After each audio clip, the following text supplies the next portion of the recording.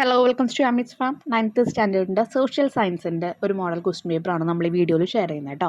ഈ വർഷം എങ്ങനെയായിരിക്കും ക്വസ്റ്റ്യങ്ങൾ വരിക, എന്തൊക്കെയായിരിക്കും അതിൻ്റെ ഫോർമാറ്റ് എന്നുള്ളതാണ് നമ്മളിതിൽ കാണിക്കുന്നത്. ആൻസേഴ്സും കൊടുക്കുന്നുണ്ട്. എന്തെങ്കിലും ഡൗട്ട്സ് ഉണ്ടെങ്കിൽ കമൻറ്റ് സെക്ഷനിൽ പറയാം കേട്ടോ. ഇതുപോലെ നിങ്ങളുടെ മാക്സിമം എല്ലാ സബ്ജക്റ്റ് അപ്ലോഡ് ചെയ്യാൻ നമ്മൾ നോക്കുന്നുണ്ട്. ഇനി നമുക്ക് സ്റ്റാർട്ട് ചെയ്യാം. ആദ്യത്തെ ക്വസ്റ്റ്യൻ എന്ന് പറയുന്നത് മലയാളം മീഡിയം ഇംഗ്ലീഷ് മീഡിയവും നമ്മൾ കൊടുക്കുന്നുണ്ട്. പട്ടിക നിരീക്ഷിച്ച് മധ്യശിലായുഗ കേന്ദ്രങ്ങളും അവ സ്ഥിതി ചെയ്യുന്ന രാജ്യങ്ങളും പൊരുത്തപ്പെടുത്തുക. Observe the table and match the mesolithic site with their respective countries. അപ്പോൾ അവിടെ ആദ്യം മധ്യശിലായുഗ കേന്ദ്രം മെസോലിത്തിക് സൈറ്റിൽ ഒന്ന് സ്റ്റാർക്കാർ കൊടുത്തിട്ടുണ്ട്. പിന്നെ കൊടുത്തിരിക്കുന്നത് ഫാഹിയാൻ കേവ് കൊടുത്തിട്ടുണ്ട്, അതുപോലെ സൈര നെഹ്റായ് കൊടുത്തിട്ടുണ്ട്. ഇത് ഏതൊക്കെ രാജ്യങ്ങളിലാണെന്നുള്ളത് നമ്മൾ ജോയിൻ ചെയ്യിപ്പിക്കണം. കറക്റ്റായിട്ടുള്ള ഉത്തരം ഞാനവിടെ കൊടുക്കുന്നുണ്ട്. കൂടുതൽ വിശദീകരിക്കാൻ നിൽക്കുന്നില്ല, കാരണം നമ്മുടെ എല്ലാ സബ്ജക്റ്റും അപ്ലോഡ് ചെയ്യാനുള്ളതുകൊണ്ട് കേട്ടോ. എല്ലാ ആൻസേഴ്സും നമ്മളതിൽ കൊടുക്കുന്നുണ്ട്. ഇപ്പോൾ ആദ്യത്തെ എ എന്ന് പറയുന്നത് ഇംഗ്ലണ്ടാണ് വരിക, സ്റ്റാർക്കാർ ഇംഗ്ലണ്ട്. അതുപോലെ ബി എന്ന് പറയുന്നത് ഫാഹിയാൻ കേവ് എന്ന് പറയുന്നത് ശ്രീലങ്കയിലാണ് വരിക. മൂന്നാമത്തെ സൈര നെഹ്റായ് എന്ന് പറയുന്നത് അതേതാണ്, സെക്കൻഡ് വൺ ഇന്ത്യയാണ് വരുന്നത്. അപ്പോൾ അത് കഴിഞ്ഞു. ഇനി നെക്സ്റ്റ് ക്വസ്റ്റ്യൻ. സെക്കൻഡ് ക്വസ്റ്റ്യൻ എന്ന് പറയുന്നത് എ കോളത്തിന് പൊരുത്തപ്പെടുന്നത് ബി കോളത്തിൽ നിന്ന് കണ്ടെത്താനാണ് പറഞ്ഞിരിക്കുന്നത് കേട്ടോ. മൗര്യ രാജ്യം അല്ലെങ്കിൽ മൗര്യൻ കിങ്ഡം ആണ് ആദ്യത്തെ കോളത്തിൽ കൊടുത്തിരിക്കുന്നത്. അതിനോട് യോജിക്കുന്ന കാര്യങ്ങൾ എടുത്തെഴുതുക. അപ്പോൾ ബിയിൽ ഒരു 5 കാര്യങ്ങൾ കൊടുത്തിട്ടുണ്ട്. തലസ്ഥാനം ഉജ്ജയിനി, അതുപോലെ അല്ലെങ്കിൽ ഉജ്ജയിൻ, ചന്ദ്രഗുപ്ത മൗര്യർ സ്ഥാപിച്ചു, അർത്ഥശാസ്ത്രം, ഏറ്റവും പ്രധാന ഭരണാധികാരി ബിംബിസാരൻ, തലസ്ഥാനം പാടലിപുത്ര എന്ന് കൊടുത്തിട്ടുണ്ട് കേട്ടോ, അല്ലെങ്കിൽ പട്ടലിപുത്ര എന്ന് കൊടുത്തിട്ടുണ്ട്. അതിൽ നമുക്ക് ഈ ഒരു മൗര്യ രാജ്യത്തിനോട് മാച്ച് ആകുന്നത് എന്താണോ അത് മാത്രം എഴുതിയാൽ മതി. അപ്പോൾ അതിൽ മാച്ച് ആവുന്ന ആൻസർ താഴെ പറയുന്നുണ്ട്. രണ്ടാമത്തെയും മൂന്നാമത്തെയും അഞ്ചാമത്തെയാണ് മൗര്യ രാജ്യത്തിന് കറക്റ്റായിട്ടുള്ളത്. എന്ന് വെച്ചാൽ ബി ആണ് കറക്റ്റായിട്ടുള്ള ഉത്തരം. രണ്ടാമത്തെ ചന്ദ്രഗുപ്ത മൗര്യരാണ് അതിലത്തെ സ്ഥാപിച്ചത് എന്നുള്ളത്. മൂന്നാമത്തെ അർത്ഥശാസ്ത്രം മൗര്യ രാജ്യത്തിൽ വരുന്നതാണ്. അഞ്ചാമത്തെ തലസ്ഥാനം പട്ടാലിപുത്ര അല്ലെങ്കിൽ പാടലിപുത്രം എന്നൊക്കെ പറയും. ഓക്കെ, അപ്പോൾ ഇതാണ് അതിൻ്റെ ആൻസർ വരുന്നത്. നെക്സ്റ്റ് ക്വസ്റ്റ്യൻ, കാശ്മീർ ഹിമാലയവുമായി ബന്ധപ്പെടാത്തത് ഏതെന്നാണ് ചോദിച്ചിരിക്കുന്നത്. Which of the following is not related to the Kashmir Himalayas. അതിൻ്റെ ഉത്തരം സി ആണ് കേട്ടോ. ബാർലച്ച, ലോ, റോഹ്താങ് എന്നിവ പ്രധാന ചുരങ്ങളാണ്, അതാണ് അതിൽ ബന്ധിക്കാത്തത്. ബാക്കിയെല്ലാം മേജർ ലേക്ക് ഈസ് ദാൽ, അത് കറക്റ്റാണ്. പ്രധാന തടാകം ദാൽ തന്നെയാണ് ഇവിടുത്തെ കാശ്മീർ ഹിമാലയത്തിലെ. അതുപോലെ പ്രധാന പർവ്വതനിരകളാണ് കാരക്കോറം, സസ്കർ, അതുപോലെ തന്നെ ലഡാക്ക് എന്ന് പറയുന്നത്, അതും കറക്റ്റാണ്. Last one mount K2 Karakoram നിരയിലാണ്, അതും അതിൽ തന്നെ വരുന്നതാണ്. വരാത്തത് ഏതാണ്, ബാർലച്ച, ലൗ, റോഹ്താങ് എന്ന് പറഞ്ഞ 2 ചുരങ്ങൾ. ഇനി നെക്സ്റ്റ് വൺ, ഭരണഘടനാ ഭേദഗതിക്ക് പാർലമെന്റിന്റെ ഇരു സഭകളുടെയും ഭൂരിപക്ഷം ആവശ്യമാകുന്ന വിഷയം ഏത്. 2 സഭകളും അതിനുള്ള എന്ത് പറയണം, ആ ഒരു അനുമതി അല്ലെങ്കിൽ അവരുടെ ആ ഒരു ഭൂരിപക്ഷം വേണം എന്ന് പറയുന്നുണ്ട്. അത് ഏതൊക്കെ ഭരണഘടനയ്ക്കാണ് അല്ലെങ്കിൽ ഭരണഘടനയുടെ ഏത് വിഷയത്തിനാണ് എന്നാണ് ചോദിച്ചിരിക്കുന്നത്. ഓപ്ഷൻസ് തന്നിട്ടുണ്ട്. മൗലിക അവകാശങ്ങൾ, സംസ്ഥാനങ്ങളുടെ പേരുകൾ, ജനപ്രതിനിധി നിയമം, അതുപോലെ മാർഗനിർദ്ദേശക തത്വങ്ങൾ, fundamental rights, name of state representative of the people act, directive principle of state policy. അപ്പോൾ 2 ഹൗസ് ഓഫ് പാർലമെന്റിൻ്റെയും അനുമതി വേണ്ടത് ഏത് വിഷയത്തിനാണ്, മൗലിക അവകാശങ്ങൾ സബ്മിറ്റ് ചെയ്യുമ്പോൾ അല്ലെങ്കിൽ ഫണ്ടമെന്റൽ റൈറ്റ്സിൻ്റെ ഒരു ആക്ഷൻ വരുമ്പോൾ. നെക്സ്റ്റ് ക്വസ്റ്റ്യൻ, മരുസ്ഥലി ഏതുമായി ബന്ധപ്പെട്ടിരിക്കുന്നു. ദാൽ തടാകം, താർ മരുഭൂമി, നാഗക്കുന്നുകൾ, സിവാലിക് പർവ്വതനിര. The desert is associated with which of the following. Dal lake, Thar desert, Naga hills, അതുപോലെ സിവാലിക് ഹിൽസ്. ഇതിൽ ഏതാണ്, താർ ഡെസേർട്ട് ആണ്, താർ മരുഭൂമിയാണ്. നെക്സ്റ്റ് ക്വസ്റ്റ്യൻ, നവീന ശിലായുഗ വിപ്ലവം എന്ന് വിശേഷിപ്പിക്കാവുന്ന മാറ്റങ്ങൾ കണ്ടെത്തുക. ധാന്യ സംഭരണം, ശിലാ ഉപകരണങ്ങൾക്കൊപ്പം ചെമ്പ് ഉപകരണങ്ങൾ ഉപയോഗിച്ചു, നാഗരിക ജീവിതത്തിൻ്റെ ആരംഭം കുറിച്ചു, കാർഷിക പ്രവർത്തനങ്ങൾ, സ്ഥിരവാസം. Identify the changes referred to as neolithic revolution. അപ്പോൾ നിയോളിത്തിക് റവല്യൂഷൻ അഥവാ നവീന ശിലായുഗത്തിൽ വരുന്ന കാര്യങ്ങൾ ഏതൊക്കെയാണെന്നാണ് ചോദിച്ചിരിക്കുന്നത് കേട്ടോ. ഓപ്ഷൻസ് ആണ് തന്നിരിക്കുന്നത്. Grain storage, copper tools used with stone tool, civilised life begin, agricultural villages, permanent residence. അപ്പോൾ അതിൽ ശരിയായ ഉത്തരം എന്ന് പറയുന്നത് നിയോളിത്തിക് ഏജ് അഥവാ നവീന ശിലായുഗത്തിൽ ഉണ്ടായ കാര്യങ്ങൾ. ധാന്യ സംഭരണം ഉണ്ടായിരുന്നു, ഗ്രെയിൻ സ്റ്റോറേജ് ഉണ്ടായിരുന്നു. നാലാമത്തെ കാർഷിക പ്രവർത്തനങ്ങൾ ഉണ്ടായിരുന്നു, agricultural villages. And last one സ്ഥിരവാസം, പെർമനൻറ്റ് റെസിഡൻസ് ഉണ്ടായിരുന്നു. Copper tools used with stone tools, അവിടെ ശിലാ ഉപകരണങ്ങൾക്കൊപ്പം ചെമ്പ് ഉപകരണങ്ങൾ ഉണ്ടാക്കിയത് അത് ഉണ്ടായിരുന്നില്ല. പിന്നെ നാഗരിക ജീവിതത്തിൻ്റെ ആരംഭം, അതുപോലെ സിവിലൈസ്ഡ് ലൈഫ് ബിഗിനിങ്ങും ഈ ഒരു ഏജിൽ ഉണ്ടായിരുന്നില്ല. നെക്സ്റ്റ് ക്വസ്റ്റ്യൻ, കേരളത്തിന് പുതിയ തീവണ്ടി അനുവദിച്ചു. ഇന്ത്യ ശ്രീലങ്കയുമായി നയതന്ത്ര കരാറിൽ ഒപ്പുവെച്ചു. നൽകിയിരിക്കുന്ന വാർത്തകൾ ഏത് പട്ടികയുമായി ബന്ധപ്പെട്ടിരിക്കുന്നു? A new train has been allotted to Kerala and India signed a diplomatic agreement with Sri Lanka. ഇത് ഏതിലുള്ളതാണ്? ഇത് യൂണിയൻ ലിസ്റ്റിലുള്ളതാണ്. യൂണിയൻ ലിസ്റ്റ് അവിടെ കൊടുത്തിട്ടുണ്ട് കേട്ടോ. നെക്സ്റ്റ് ക്വസ്റ്റ്യൻ, എ കോളത്തിലെ പരുക്കൻ ശിലാ ഉപകരണങ്ങൾക്ക് ബി കോളത്തിൽ നിന്ന് പൊരുത്തപ്പെടുത്താനാണ് പറഞ്ഞിരിക്കുന്നത് കേട്ടോ. അപ്പോൾ എ കോളത്തിൽ പരുക്കൻ ശിലാ ഉപകരണങ്ങൾ കൊടുത്തിട്ടുണ്ട്. അതിൽ ബിയിൽ ഏതാണ് യോജിച്ചത് അത് ജോയിൻ ചെയ്യിപ്പിക്കുക. പ്രാചീന ശിലായുഗത്തിലാണോ പരുക്കൻ ശിലാ ഉപകരണങ്ങൾ ഉപയോഗിച്ചിരിക്കുന്നത്, അതോ മധ്യശിലായുഗമാണോ, അതോ നവീന ശിലായുഗമാണോ, അതോ താമ്രശിലായുഗമാണോ? ഏതാണ്? നമുക്കറിയാം പാലിയോളിത്തിക് ഏജിലാണ് യൂസ് ചെയ്തിരിക്കുന്നത് കേട്ടോ. അപ്പോൾ ഡി ആണ് കറക്റ്റ് ആയിട്ടുള്ള ഉത്തരം. എന്ന് പറഞ്ഞാൽ ഡി ഓപ്ഷനിൽ ഏതാ കൊടുത്തിരിക്കുന്നത്? എ ആണ് കൊടുത്തിരിക്കുന്നത്, പാലിയോളിത്തിക് അല്ലെങ്കിൽ പ്രാചീന ശിലായുഗം. അതല്ലാതെ മെസോളിത്തിക് അല്ല, നിയോളിത്തിക് അല്ല, കാൽക്കോളിത്തിക് അല്ല. റഫ് സ്റ്റോൺ ടൂൾസ് യൂസ് ചെയ്ത് അല്ലെങ്കിൽ പരുക്കൻ ശിലാ ഉപകരണങ്ങൾ യൂസ് ചെയ്തിരിക്കുന്നത് പാലിയോളിത്തിക് അഥവാ പ്രാചീന ശിലായുഗം. നെക്സ്റ്റ് ക്വസ്റ്റ്യൻ, ചുവടെ നൽകിയിരിക്കുന്നവ ഉൽപാദക ഘടകങ്ങൾക്ക് ലഭിക്കുന്ന പ്രതിഫലങ്ങൾ എഴുതുക. Write the reward or payment received for the following factors of production. ഭൂമിക്ക് എന്താണ് കിട്ടുക? വാടക. ലാൻഡ് എന്താ കിട്ടുക? റെൻറ്റ്. മൂലധനം അല്ലെങ്കിൽ ക്യാപിറ്റൽ അതിനെന്താ കിട്ടുക? പലിശ അഥവാ ഇൻട്രസ്റ്റ് ആണ് കിട്ടുക. നെക്സ്റ്റ് ക്വസ്റ്റ്യൻ, പ്രാചീന ശിലായുഗത്തിലെ ഉപകരണങ്ങളുടെ ചാർട്ട് പൂർത്തിയാക്കിയിരിക്കാനാണ് പറഞ്ഞിരിക്കുന്നത്. രൂപം മാറ്റം വരുത്തൽ, അതെങ്ങനെയാണ് രൂപം മാറ്റം വരുത്തുക? ആകൃതി നൽകുക അല്ലെങ്കിൽ രൂപപ്പെടുത്തലുകൾ കൊടുക്കുക. ഇനി നെക്സ്റ്റ് വൺ എന്ന് പറഞ്ഞു കഴിഞ്ഞാൽ ഓരോ ആവശ്യത്തിനും അതിൻ്റേതായിട്ടുള്ള തരത്തിലുള്ള ഉപകരണങ്ങൾ നിർമ്മിക്കുന്ന രീതി, അതിനെ പറയുന്നതാണ് സ്ഥിരീകരണം കേട്ടോ. സ്ഥിരീകരണം എന്നാണ് പറയുക. ഓരോ ആവശ്യത്തിന് വേണ്ടിയിട്ട് ഉപകരണങ്ങൾ നിർമ്മിക്കുമ്പോൾ അതിനെ പറയുന്ന പേര് സ്ഥിരീകരണം. രൂപമാറ്റങ്ങൾ വരുത്തുമ്പോൾ അതിനെ പറയുന്ന പേര് എന്താ? അല്ലെങ്കിൽ അത് യൂസ് ചെയ്യണം എന്തിനു വേണ്ടിയിട്ട്? ആകൃതികളിലും പല ആവശ്യങ്ങൾക്കുമായിട്ട് ഇതുപോലെ പല രൂപത്തിലുള്ള സാധനങ്ങൾ ടൂൾസ് ഉണ്ടാക്കുക. ഇനി ഫാഷനിങ് എന്നാണ് ഇംഗ്ലീഷിൽ അതിനെ പറയുക കേട്ടോ. ഫാഷനിങ് അതിലൊരു എന്നെ വിട്ടുപോയിട്ടുണ്ട് കേട്ടോ. ഫാഷനിങ് എന്നാണ് പറയുക. അതെന്തിനാണ്? ഓരോ ടൂൾസ് കല്ലിൽ നിന്ന് ഉണ്ടാക്കാൻ വേണ്ടിയിട്ട്. ഇനി അതുപോലെ പല തരത്തിൽ different tools made for different needs, പല ആവശ്യങ്ങൾക്ക് വേണ്ടി പല ഉപകരണങ്ങൾ ഉണ്ടാക്കുമ്പോൾ അതിനെ പറയുന്നതാണ് സ്റ്റാൻഡർഡൈസേഷൻ എന്ന് നമ്മൾ പറയും. പാലിയോളിത്തിക് ടൂൾസിൽ പറയുന്ന കുറച്ച് വേർഡ്സ് ആണ് കേട്ടോ. ഇനി നെക്സ്റ്റ് ക്വസ്റ്റ്യൻ, ഏക്കൽ വീശറികൾ രൂപം കൊള്ളുന്നത് എങ്ങനെയാണെന്നാണ് ചോദിച്ചിരിക്കുന്നത്. How are alluvial fans formed? നദികൾ കുത്തനെ ഇറങ്ങുന്ന മലനിരകളിൽ നിന്ന് സമതല പ്രദേശങ്ങളിൽ പ്രവേശിക്കുമ്പോൾ അവ കൊണ്ടുവന്ന അടിവരവ് അല്ലെങ്കിൽ സെഡിമെൻറ്റ്സ് നിക്ഷേപിക്കുന്നതിനാൽ അലുവിയൽ ഫാനുകൾ രൂപം കൊള്ളുന്നു. കുത്തനെ വെള്ളം ഇങ്ങനെ ഒലിച്ചു വരുമ്പോൾ പിന്നെ സമമായിട്ടുള്ള നിലയിലേക്കാണ് വരുന്നതെന്ന് വിചാരിക്കുക. അപ്പോൾ ആ വെള്ളത്തിൻ്റെ ഒപ്പം ഒരുപാട് സാധനങ്ങൾ കൊണ്ടുവരുമല്ലോ. അങ്ങനെ അത് ഫോം ചെയ്യുന്നതാണ് അലുവിയൽ ഫാൻ എന്ന് പറയുന്നത്, അല്ലെങ്കിൽ ഏക്കൽ വീശറികൾ എന്ന് പറയുന്നത്.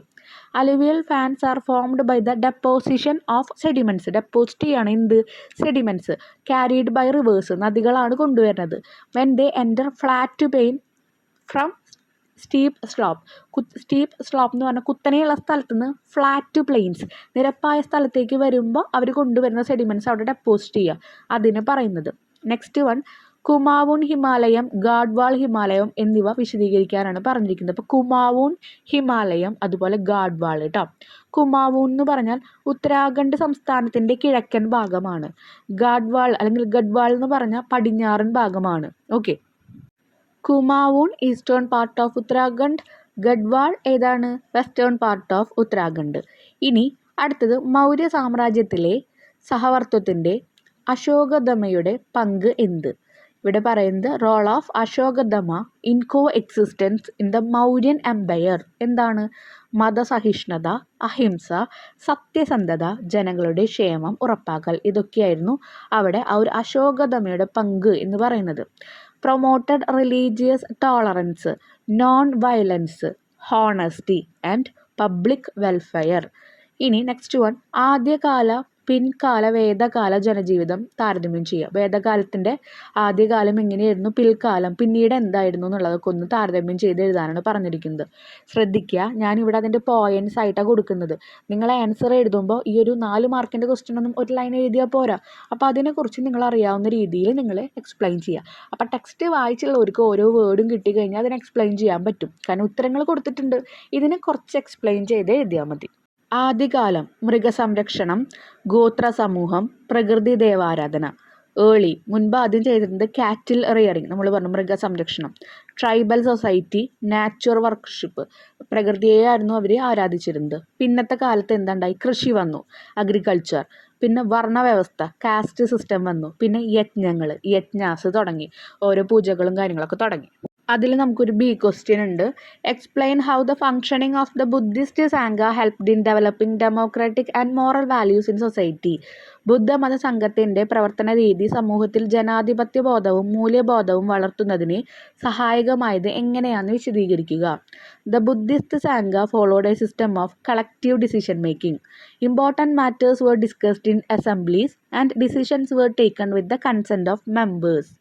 Every monk had the right to express his opinion, showing equality. Discipline, simplicity, compassion, and non-violence were emphasized. This functioning helped to promote democratic spirit and moral values in society. എന്തൊക്കെയാണെന്ന് നമുക്ക് മലയാളത്തിലേക്ക് നോക്കാം കേട്ടോ. ബുദ്ധമത സംഘം കൂട്ടായ്മയുടെ തീരുമാനങ്ങൾ സ്വീകരിക്കുന്ന രീതിയായിരുന്നു പിന്തുടരുന്നത്. കൂട്ടായ്മ എന്തു പറയുന്നു ആ തീരുമാനം എടുക്കുക, ഒറ്റയ്ക്കല്ല തീരുമാനം എടുത്തിരുന്നത്. ഇംഗ്ലീഷിൽ മനസ്സിലാവാത്തൊരു മലയാളത്തിലൊന്ന് വായിക്കാട്ടോ, അപ്പോൾ നിങ്ങൾക്ക് കിട്ടും. പ്രധാന കാര്യങ്ങൾ സഭകളിൽ ചർച്ച ചെയ്യുക. അസംബ്ലീസ് നമ്മൾ പറഞ്ഞു, അംഗങ്ങളുടെ അംഗീകാരം നേടിയ ശേഷമാണ് തീരുമാനങ്ങൾ എടുത്തിരിക്കുന്നത്.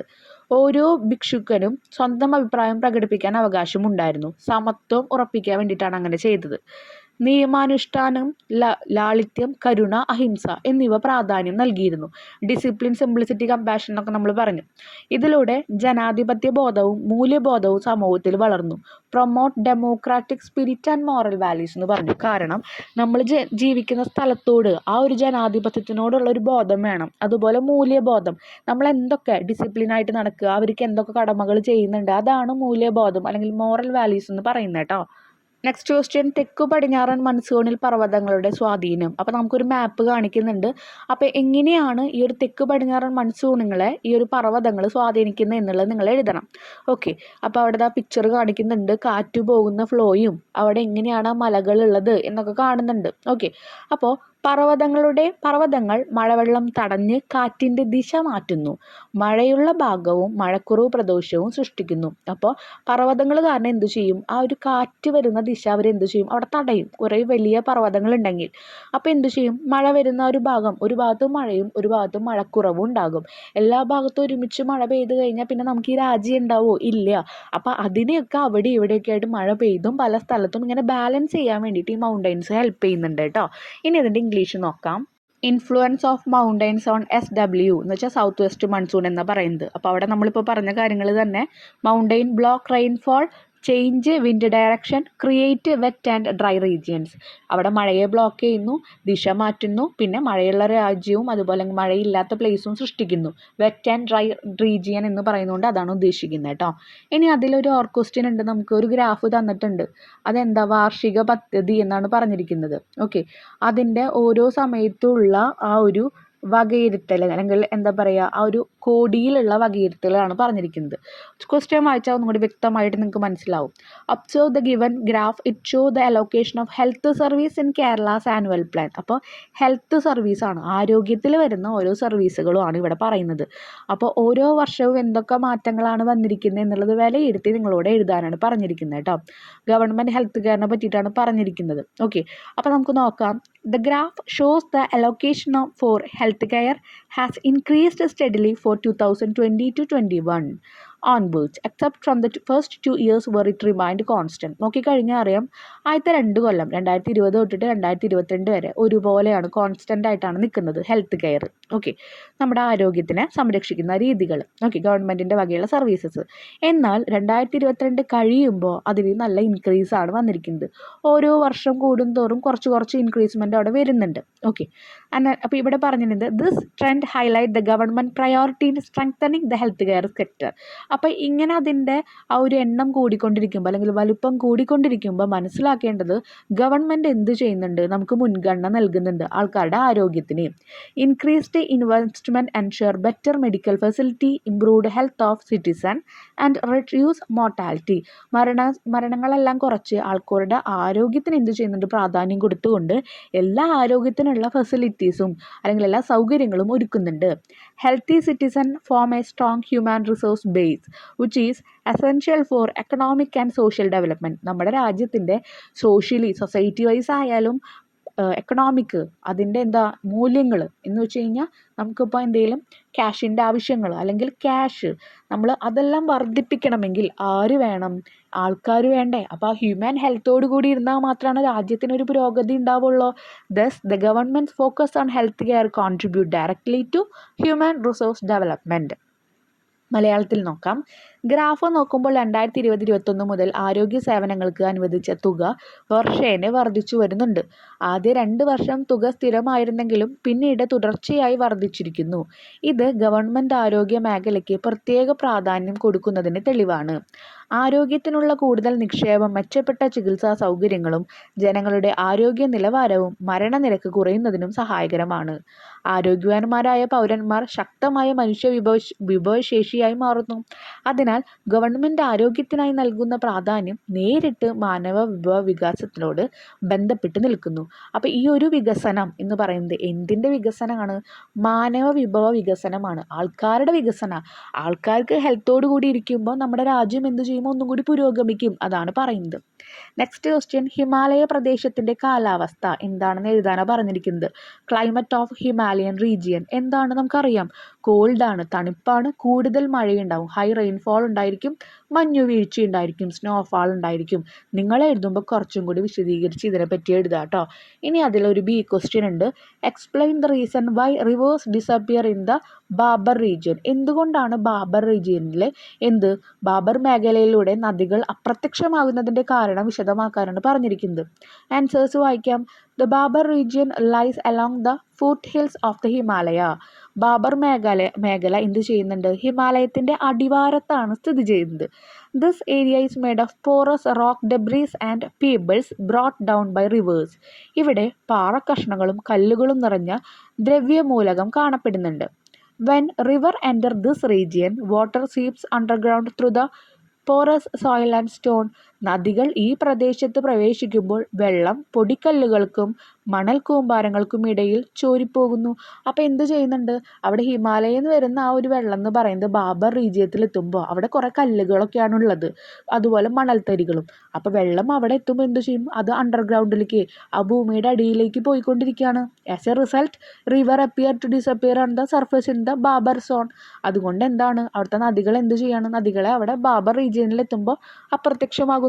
ബില്ലുകൾ തരംതിരിച്ചെഴുതാനാണ് പറഞ്ഞിരിക്കുന്നത് കേട്ടോ. ഇനി ഏതൊക്കെ ബില്ലുകളാണെന്ന് നോക്കാം. മന്ത്രിമാർ അവതരിപ്പിക്കുന്ന ബില്ല്, മന്ത്രിയല്ലാത്ത പാർലമെൻറ്റ് അംഗം അവതരിപ്പിക്കുന്ന ബില്ല്, പൊതുഖജനാവിലേക്ക് ധനസമാഹരണവും ചെലവഴിക്കാനും സംബന്ധിച്ച bill. Bill presented by ministers, bill presented by members of parliament who are not ministers, bill related to the collection and expenditure of public revenue, money bill എന്ന് പറയും. അപ്പോൾ ഇത് ഓരോന്നും ഏത് ബില്ലേക്കാണ് പറഞ്ഞിരിക്കുന്നത്. അപ്പോൾ ആദ്യത്തെ മന്ത്രിമാർ അവതരിപ്പിക്കുന്നത് സർക്കാർ ബിൽ അല്ലെങ്കിൽ ഗവൺമെൻറ് ബിൽ. മന്ത്രിയല്ലാത്ത ആൾക്കാർ പാർലമെൻറ്റിൽ അംഗമാണെങ്കിൽ അതിനെ പ്രൈവറ്റ് മെമ്പേഴ്സ് ബിൽ അല്ലെങ്കിൽ സ്വകാര്യ ബില്ല്. ഇനി ക്യാഷിനോട് റിലേറ്റഡ് ആയിട്ട്, റവന്യൂയോടൊക്കെ റിലേറ്റഡ് ആയിട്ട് അല്ലെങ്കിൽ എന്താ പറയുക, ധനസമാഹരണമായിട്ട് ഖജനാവിലേക്കുള്ള ബില്ലിനെ പറയുന്നതാണ് മണി ബിൽ അഥവാ ധനബിൽ എന്ന് പറയും.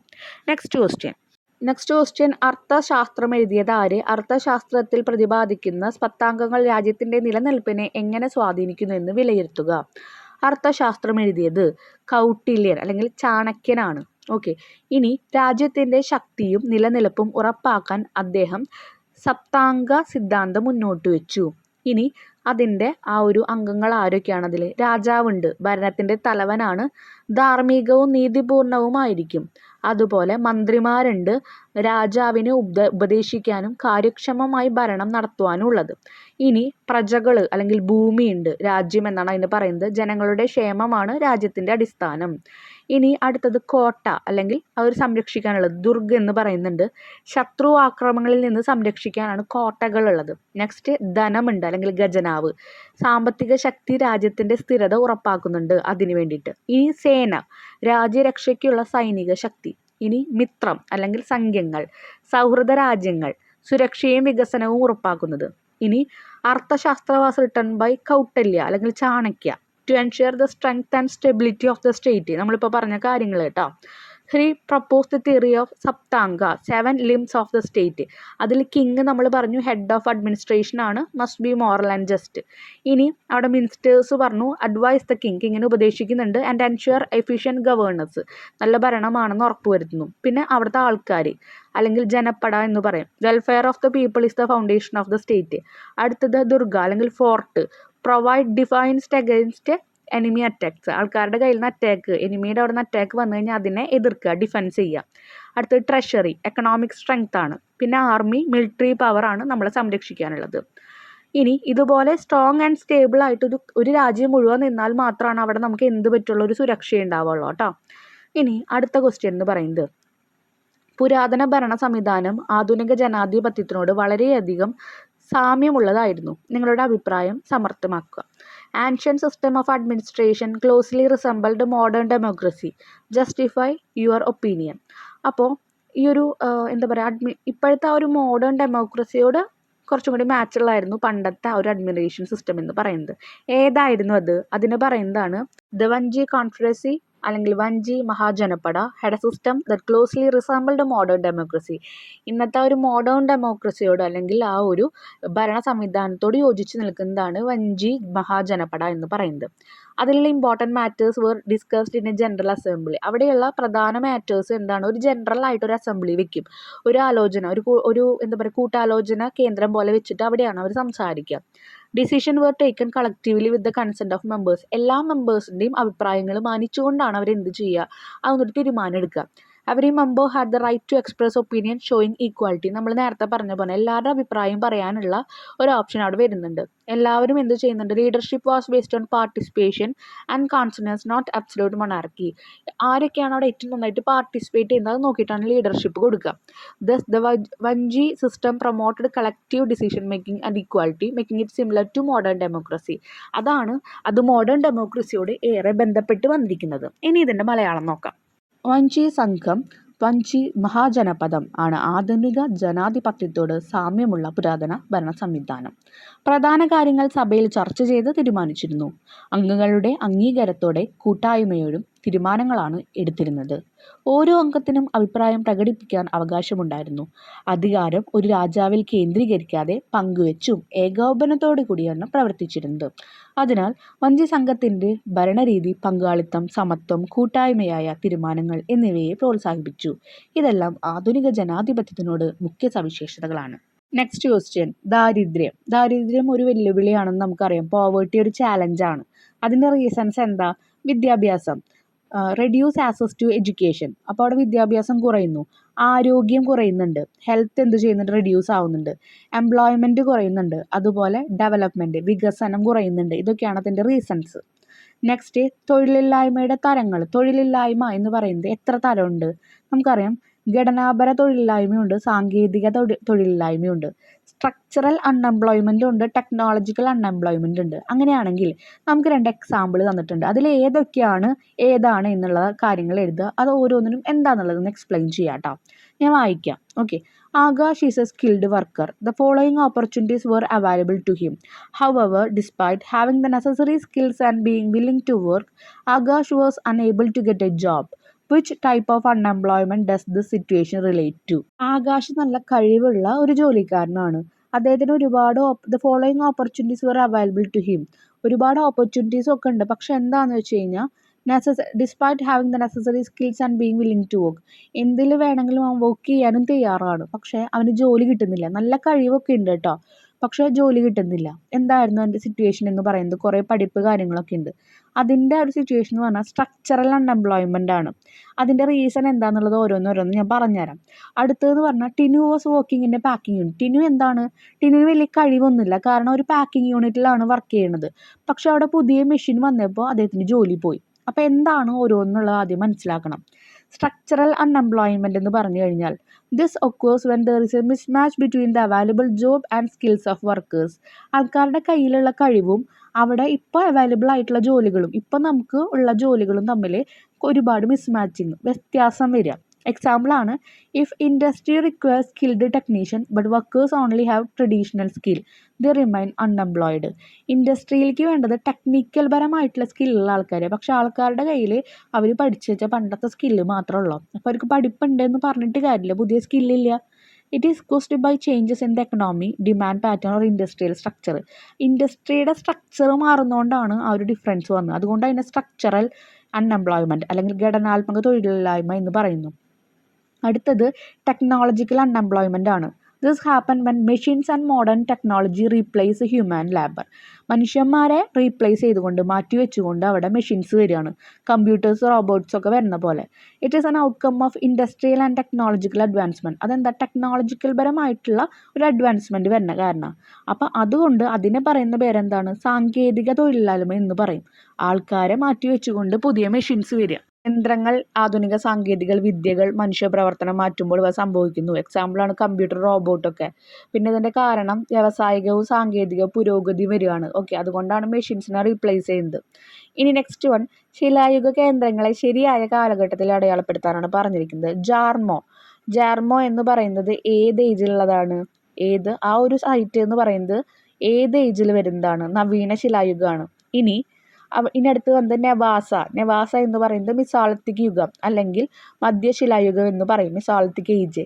അടുത്തത് സ്റ്റാർക്കാർ, ആദ്യത്തേൽ നമ്മൾ കണ്ടു മെസോളിത്തിക് ഏജ് തന്നെയാണ്, അത് മധ്യശിലായുഗം തന്നെയാണ്.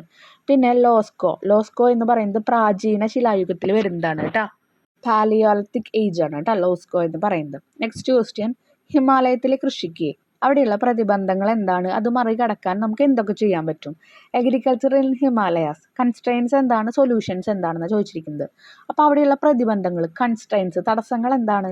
അത് കുന്നിൻ ഭൂമിയാണ്, ഹില്ലി ടെറൈനാണ്, തണുപ്പുണ്ട്, കോൾഡ് ഉണ്ട്, മണ്ണിൻ്റെ ക്ഷയം, സോയിൽ ഇറോഷൻ ഉണ്ടാവും. ഓക്കെ, മണ്ണിങ്ങനെ ഒലിച്ചു പോവില്ലേ, അത് മറികടക്കാൻ നമുക്ക് എന്ത് ചെയ്യാൻ പറ്റും? സൊല്യൂഷൻസ് എന്താ? ടെറസ് കൃഷി, ടെറസ് ഫാമിംഗ്, തട്ടുതട്ടായിട്ട് നമുക്ക് ഫാമിംഗ് ചെയ്യാൻ പറ്റും. ജലസേചനം, ഇറിഗേഷൻ നമുക്ക് ചെയ്യാം. അനുയോജ്യ വിളകൾ, അവിടെ സ്യൂട്ടബിൾ ആയിട്ടുള്ള ക്രോപ്സ്, അവിടെ അനുയോജ്യമായിട്ടുള്ള വിളകൾ നമുക്ക് കൊടുത്തിട്ട് അവിടെ വെക്കാം. നെക്സ്റ്റ്, നാഗരികത, അർത്ഥം, ആരംഭകാലം, പ്രത്യേകതകൾ, ഇതൊക്കെ എഴുതുക. സിവിലൈസേഷൻ, മീനിങ് എഴുതുക, ഒറിജിൻ എഴുതുക, ഫീച്ചേഴ്സ് എഴുതുക.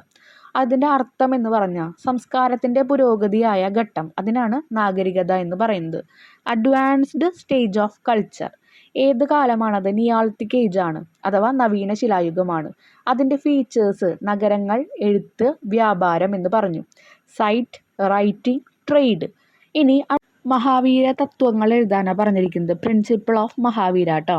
ആദ്യത്തെ വന്നിരിക്കുന്നത് നോൺ വയലൻസ് അല്ലെങ്കിൽ അഹിംസ എന്ന് പറയുമ്പോൾ ആരെയും നമ്മൾ വാക്കുകളാലോ അല്ലെങ്കിൽ ശരീരം കൊണ്ടോ നമ്മൾ വേദനിപ്പിക്കാതിരിക്കുക. നെക്സ്റ്റ്, സത്യം അല്ലെങ്കിൽ ട്രൂത്ത് എന്ന് പറയും, എപ്പോഴും സത്യങ്ങൾ മാത്രം സംസാരിക്കുക, നോണ പറയാതിരിക്കുക. നെക്സ്റ്റ്, ആസ്തേയ അല്ലെങ്കിൽ നോൺ സ്റ്റീലിംഗ് എന്ന് പറയും. അപ്പോൾ എന്താ പറയുക, ഒരാളുടെ ഒന്നും നമ്മൾ അവരുടെ അവകാശം അല്ലെങ്കിൽ അവരുടെ ആ ഒരു ഡിസിഷൻസ് ഇല്ലാതെ, അവരുടെ ആ ഒരു സമ്മതമില്ലാതെ നമ്മൾ ഒരാളുടെ നിന്നും ഒന്നും എന്ത് ചെയ്യുക, ഒന്നും എടുക്കാതിരിക്കുക. അടുത്തതെന്ന് പറയുന്നത് നോൺ പൊസഷനാണ്. നോൺ പൊസഷൻ എന്ന് പറഞ്ഞു കഴിഞ്ഞാൽ അപരിഗ്രഹ എന്നാണ് പറയുന്നത്. അപരിഗ്രഹം എന്ന് പറഞ്ഞു കഴിഞ്ഞാൽ നമുക്ക് സാധനങ്ങളോടൊക്കെയുള്ള അമിതമായിട്ടുള്ള ആഗ്രഹം നമ്മൾ കുറയ്ക്കുക, നമുക്ക് അത് വേണം ഇത് വേണം അങ്ങനെയുള്ള അമിതമായിട്ടുള്ള ആഗ്രഹം ഇല്ലാതിരിക്കുക. ബ്രഹ്മചര്യം എന്ന് പറഞ്ഞിട്ടുണ്ട്. ബ്രഹ്മചര്യം എന്ന് പറഞ്ഞാൽ സെലിബേസി, നമ്മുടെ ആഗ്രഹങ്ങളെ നമ്മൾ കൺട്രോൾ ചെയ്യുക, അല്ലെങ്കിൽ സെക്ഷൽ ആയിട്ടുള്ള ഡിസയേഴ്സ്, ആഗ്രഹങ്ങൾ നമ്മൾ അവിടെ എന്ത് ചെയ്യുന്നുണ്ട്, നമ്മൾ കൺട്രോൾ ചെയ്യുന്നു. നെക്സ്റ്റ് വൺ, ദ 5 ഗ്രേറ്റ് വോവ്സ് ആണ് ഇപ്പോൾ ഈ പറഞ്ഞിരിക്കുന്നത്. ഓക്കെ, വോവ്സ് എന്ന് പറഞ്ഞാൽ മഹാവർത്താസ് അല്ലെങ്കിൽ മഹാവീരയുടെ 5 പ്രിൻസിപ്പിൾസ് ആണ് പറഞ്ഞിരിക്കുന്നത്. നെക്സ്റ്റ്, ഭൂപടത്തിൽ അടയാളപ്പെടുത്താനാണ് പറഞ്ഞിരിക്കുന്നത്. നമ്മുടെ ടെക്സ്റ്റിൽ ഫിഗേഴ്സ് ഉണ്ട്, അതിൽ നോക്കിയിട്ട് അടയാളപ്പെടുത്താം കേട്ടോ. സിവാലിക്, ഹിമാലയത്തിൻ്റെ താഴ്വാര ഭാഗമാണ്. അതുപോലെ കാരാകോറം, അത് വടക്കൻ പർവ്വതനിരയാണ്. ഹിമാദ്രി, ഹിമാലയത്തിൻ്റെ മുകളിലുള്ള ഭാഗമാണ്. നാഗക്കുന്നുകൾ വടക്കു കിഴക്കൻ ഇന്ത്യയാണ് കേട്ടോ. അവിടെ ഇംഗ്ലീഷിൽ തന്നിട്ടുണ്ട് ഓരോന്ന് നോക്കുക. കാരക്കോരം, ഹിമാദ്രി, നാഗ ഹിൽസ് അത് നോർത്തേൺ ഹിസ്റ്റാണ്. ഹിമാദ്രി അപ്പറാണ്. അതുപോലെ കാരക്കോരം നോർത്തേൺ മൗണ്ടൻ റീജിയനാണ്. സിവാലിക് ലോവർ ഹിമാലയാസ് ആണ്. എല്ലാതും എവിടെയാണെന്ന് പറഞ്ഞിട്ടുണ്ട്. ഏതെങ്കിലും ഒരു പിക്ചർ ഇന്ത്യയുടെ നമ്മൾ എടുത്തിട്ട് അതൊന്ന് മാർക്ക് ചെയ്താൽ മതി കേട്ടോ. ടെക്സ്റ്റിലുണ്ട് ഇത്. നെക്സ്റ്റ് ക്വസ്റ്റ്യൻ, അധികാര വിഭജനത്തിൻ്റെ നിയന്ത്രണവും ഏകോപനവും. Checks and coordination in separation of powers. അതിനെക്കുറിച്ചിട്ട് 2 ലൈനാണ് എഴുതിയിരിക്കുന്നത്. ഭരണഘടന, നിയമനിർമ്മാണം, കാര്യനിർവഹണം, നീതിന്യായം തമ്മിൽ പരസ്പരം നിയന്ത്രിച്ച് പ്രവർത്തിക്കാൻ വ്യവസ്ഥപ്പെടുത്തിയിട്ടുണ്ട്. അപ്പോൾ എന്തൊക്കെ കാര്യങ്ങളാണ്? Constitution provide for mutual control among legislature, executive and judiciary. Next one, മനുഷ്യ മൂലധനത്തെ ശക്തിപ്പെടുത്തുന്ന ഘടകങ്ങൾ ഏതാണ്? Factors strengthening human capital. അതേതൊക്കെയാണ് നമുക്കറിയാം. എഡ്യൂക്കേഷൻ, വിദ്യാഭ്യാസം, ആരോഗ്യം, ഹെൽത്ത് കെയർ ഉണ്ട്. അതുപോലെ പരിശീലനം, ട്രെയിനിങ് കൊടുക്കുന്നുണ്ട് ആൾക്കാർക്ക്. കഴിവ് വികസനം, അതുപോലെ അവരുടെ ടാലൻറ്റ് എന്ത് ചെയ്യുന്നുണ്ട് നമ്മൾ അവിടെ ഡെവലപ്മെൻ്റ് ഉണ്ട്, അല്ലെങ്കിൽ സ്കിൽ ഡെവലപ്മെൻ്റ് ഉണ്ട്.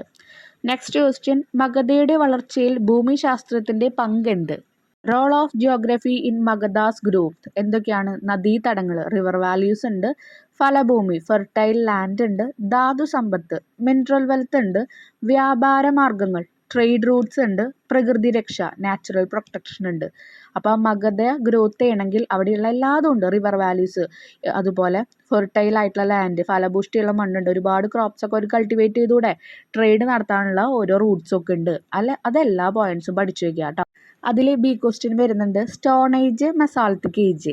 അവിടെ പാലിയോളിത്തിക്കും മെസോളിത്തിക് ഏജിലും വരുന്ന വെപ്പൺസ് ഏതൊക്കെയാണ്, അവരുടെ ജീവിത രീതി, മീൻസ് ഓഫ് ലിവ്ലിഹുഡ് എന്തൊക്കെയാണ്, അത് എഴുതാനാണ് പറഞ്ഞിരിക്കുന്നത്. അപ്പോൾ വെപ്പൺസ് പാലിയോളിത്തിക് ഏജിൽ simple stone tools and hand axes ആണ് യൂസ് ചെയ്തിരിക്കുന്നത്. മെസോളിത്തിക് ഏജിൽ വന്നപ്പോൾ അതൊന്നും കൂടി അഡ്വാൻസ്ഡ് ആയി. മൈക്രോലിത്തിക് ടൂൾസ് അല്ലെങ്കിൽ small and sharp stone tools ഉപയോഗിക്കാൻ തുടങ്ങി.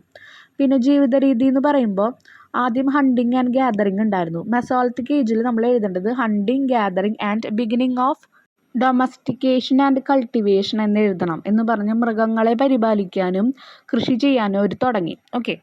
ശിലായുഗത്തിലെ പാലിയോളിത്തിക് ഏജിലെ ലളിതമായ ശിലാസാധനങ്ങൾ, അതുപോലെ ഹാൻഡ് ആക്സുകളാണ് ശിലായുധങ്ങളായിട്ട് യൂസ് ചെയ്തിരുന്നത്. പിന്നെ മെസോളിത്തിക് ഏജിലെ കൂടുതൽ വികസിതമായ മൈക്രോളിത്തിക് ഉപകരണങ്ങൾ യൂസ് ചെയ്തു. അപ്പോൾ കുറച്ചുകൂടി കൂർപ്പനായിട്ടുള്ള ശിലായുധങ്ങൾ യൂസ് ചെയ്തു. ഉപജീവന രീതി എന്ന് പറയുന്നത് വേട്ടയും സമാഹരണവുമാണ് ശിലായുഗത്തിൽ ഉണ്ടായിരുന്നത്.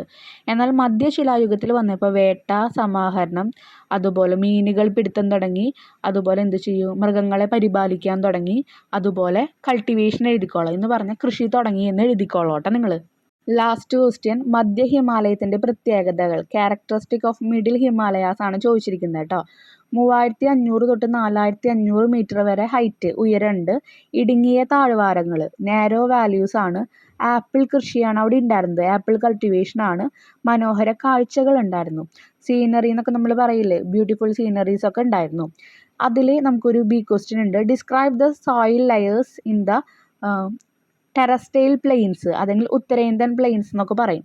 The soil in the terrestrial plains can be described as follows. എത്ര ടൈം സോയിൽ ഉണ്ടെന്ന് നമുക്ക് നോക്കാം. ഒന്നാമത് ടോപ്പ് സോയിൽ, അല്ലെങ്കിൽ സർഫസ് ലെയർ എന്ന് നമ്മൾ പറയും. Dark in colour, rich in humus and organic matter, fertile and suitable for agriculture. നല്ല ഡാർക്ക് കളറാണ്, ഒരുപാട് എന്താ പറയുക ഓർഗാനിക് ആയിട്ടുള്ള സാധനങ്ങളൊക്കെ അതിലുണ്ടായിരുന്നു, ന്യൂട്രീഷ്യൻസ് ഒക്കെ ഉണ്ടായിരുന്നു. പിന്നെ നല്ല വളക്കൂറുള്ള മണ്ണാണ്, ഫെർട്ടൈലാണ്, അതാണ് വളക്കൂർ എന്ന് പറഞ്ഞത്. കൾട്ടിവേഷൻ, അഗ്രികൾച്ചർ, കൃഷിക്ക് നല്ല അനുയോജ്യമാണ്. പിന്നെ സബ് ഓയിലാണ്, മിഡിൽ ലെയർ, നടുവിൽ വരുന്ന ഓയിലാണ് subsoil. Lighter in colour, ഒരു ലൈറ്റർ കളറാണ്, ഡാർക്ക് കളറൊന്നുമല്ല. മിനറൽസ് ഉണ്ട്, contain minerals but less organic matter. Provide support to plant root and retain water, വെള്ളം വലിച്ചെടുക്കാനും അതുപോലെ പ്ലാന്റിൻ്റെ റൂട്ടിൻ്റെ ഒരു സപ്പോർട്ടിനും ഉള്ള എല്ലാ ഹെൽപ്പും ചെയ്തു കൊടുക്കും. ലാസ്റ്റ് ലെയറാണ് bottom layer, parent rock or bed rock എന്ന് പറയും. Hard rocky layer beneath the soil, സോയിലിൻ്റെ അടിയിലായിട്ട് ഒരു പാറക്കഷ്ണങ്ങളുള്ള ലെയറാണിത്. Source of minerals for the upper layers through weathering. അപ്പോൾ വെതറിങ് എന്ന് പറഞ്ഞ ഒരു കണ്ടീഷൻ മൂലം അപ്പർ ലെയറിലേക്ക് മിനറൽസ് എത്തുന്നത് ഇതുവഴിയാണ്. ഇനി അതിൻ്റെ ക്യാരക്ടറിസ്റ്റിക് എന്താണെന്ന് നോക്കാം. The soil is generally fertile, ഇവിടുത്തെ സോയിൽ എന്ന് പറയുന്നത് വളക്കൂറുള്ളതാണ്. Especially in the top layer, ഏറ്റവും കൂടുതൽ ടോപ്പ് ലെയറിലുള്ള soil. Suitable for growing crop due to adequate nutrients and good water, അവിടെ നന്നായിട്ട് വെള്ളം കിട്ടുന്നുണ്ട്, നല്ല ന്യൂട്രീഷൻ ഉള്ളതുകൊണ്ട് നല്ല വിളകൾ അവിടെ ഉൽപ്പാദിപ്പിക്കാൻ പറ്റും. ഇനി മലയാളത്തിൽ നോക്കുമ്പോൾ ആദ്യത്തെ മുകളിലത്തെ മണ്ണ് അല്ലെങ്കിൽ ടോപ്പ് സോയിൽ എന്ന് പറയും. ഇരുണ്ട നിറത്തിലുള്ളതും ഹ്യൂമസ് ജൈവ പദാർത്ഥങ്ങളിൽ സമൃദ്ധമായതുമാണ്. കാർഷിക പ്രവർത്തനങ്ങൾക്ക് അനുയോജ്യമാവും, കാരണം വളക്കൂറുള്ളതാണ്. വളക്കൂറുള്ളത് നിങ്ങൾ എഴുതി വെച്ചോളൂ കേട്ടോ, വളക്കൂറുള്ള മണ്ണ് എന്ന്. ഇനി മധ്യമണ്ണ്, നിറം നേരിയത്, അത്ര ഇരുണ്ട നിറമില്ല, ഖനിജക സാധനങ്ങളുള്ളതും എന്നാൽ ജൈവ പദാർത്ഥം കുറവാണ്. ചെടികളുടെ വേരുകൾക്ക് പിന്തുണ നൽകുകയും വെള്ളം സൂക്ഷിക്കുകയും ചെയ്യുന്നു. ഇനി അടിസ്ഥ മണ്ണ് അല്ലെങ്കിൽ കരിയിടം എന്ന് പറയും. ബെഡ് റോക്ക്, കഠിനമായ പാറയുടെ ചട്ടമാണിത്. മുകളിലത്തെ മണ്ണിലേക്ക് ഖനിജങ്ങൾ നൽകുന്ന ഉറവിടം ഇവിടെയാണ്. ഇവിടുത്തെ ലക്ഷണങ്ങൾ: മുകളിലത്തെ മണ്ണ് പാടവമുള്ളതും ഉൽപാദനക്ഷമവുമുള്ളതാണ്. മികച്ച പോഷകവും വെള്ളം സൂക്ഷിക്കുന്ന ശേഷിയും കാരണം വിളകൾ വളർത്താം. അപ്പോൾ ഇവിടെ നന്നായിട്ട് വെള്ളം സൂക്ഷിക്കുന്നുണ്ട്, നല്ല ന്യൂട്രീഷ്യൻസ് ഉണ്ട്, നമ്മൾ പറയുന്നൊരു പോഷകങ്ങളൊക്കെ ഉണ്ട്. അതുകൊണ്ട് ഇവിടെ നല്ല രീതിയിൽ നമുക്ക് ക്രോപ്പ് അല്ലെങ്കിൽ വിളകൾ ഇവിടെ ഉൽപ്പാദിപ്പിക്കാൻ പറ്റും. അപ്പോൾ ഇതോട് കൂടിയിട്ട് ഈ ക്വസ്റ്റ്യൻ പേപ്പറിൻ്റെ എക്സ്പ്ലനേഷൻ ഇവിടെ കംപ്ലീറ്റ് ചെയ്യാണ്. ഇതുപോലെ നിങ്ങളുടെ എല്ലാ ക്വസ്റ്റ്യൻ പേപ്പേഴ്സും നമ്മൾ അപ്ലോഡ് ചെയ്യുന്നുണ്ട്. എന്തെങ്കിലും ഡൗട്ട്സ് ഉണ്ടെങ്കിൽ താഴെ കമൻറ്റ് സെക്ഷനിൽ ചോദിക്കാം കേട്ടോ. താങ്ക്